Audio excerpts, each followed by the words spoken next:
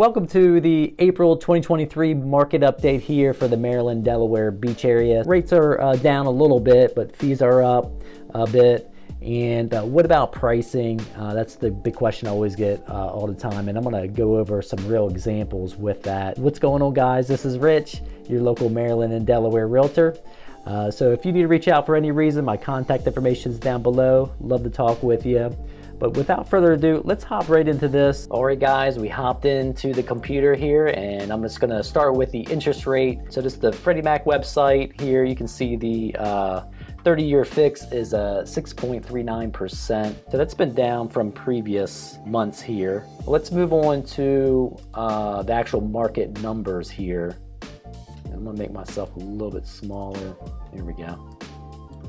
Let's take a look at this. So if you've seen these before, I've got Maryland, Worcester County on the left, Delaware, Sussex County on the right. So let's start with Maryland, days on the market. We got 40 days average on the market, which is actually down from March. It definitely feels that way. Things feel like they're moving a little faster. Months of inventory, we got 2.1 months of accumulation, which that's bumped down about a month. So things are selling, lesser inventory in the market. So 2 months is not a lot. Medium sales price 400,000 and 160 units total sold over in Worcester County, which is a little less than March price wise and units, but not a huge difference there. But definitely more than what it has been back in December, January. Like I said, it's feeling like it's cruising up there, which I'll show you something in a little bit that will show you some actual numbers. So Delaware, days on the market, 56 average in April versus 52 in March. Months of inventory, we got 3 months accumulation, which that's down a month, kind of like with the Maryland side. So we're seeing 2 to 3 months accumulation. Medium sales price, 450,000. And total units sold for April, 433 units. And that's down a little bit from the previous month, but the medium sales price is actually up. Let me hop over here. So I'm actually in the our MLS. So what's pretty cool about this is I can kind of go in and pull up any listings anywhere in the market. Like I just pulled one up in Ocean City, Maryland. And big thing is down towards the bottom, there's a home demand index, but I like this because it gives you a quick glance of what's going on. So you can kind of see here, it shows 2022, then we're coming here in 2023 up until April. That ever since January, it's actually been shooting up sales wise. So activity has been coming a lot more. There's a little bit of a flat point here. Looks like coming into March. But over here you can see where it says it's been steady, and this dip here that you see is pretty normal. Once you hit coming into that late October, November, into the holidays, naturally every year there's always lesser sales going on. So and this dotted line shows you the county, and that's all of Worcester County. And of course the solid line is showing you that zip code of Ocean City, 21842. So you can kind of see how that compares to the county. Worcester County actually was a little bit more steady up here in midsummer, which usually happens, in this area, usually midsummer, July, it gets a little slower because I think everybody gets busy, or they've already really secured their, second vacation home or investment property. And things start to hype up when coming into the second selling season, what we call it, in September. So that's the real stats there, but putting that to side, I just want to talk a little bit about what I'm actually seeing on the ground here, which reflects a lot of what the numbers are showing too. So activity has been rising and gone up. It seems pretty busy ever since really January has hit, like I showed you on the graph there. So most recently I helped a seller.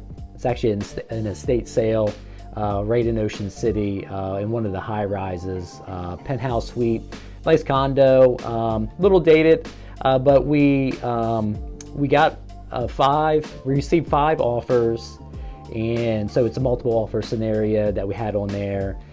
which is a good position for the seller. And that was just within a couple days of being on the market. And we kind of let it ride a little bit because it had a couple open houses planned that weekend. We received one offer before it even went live on the market.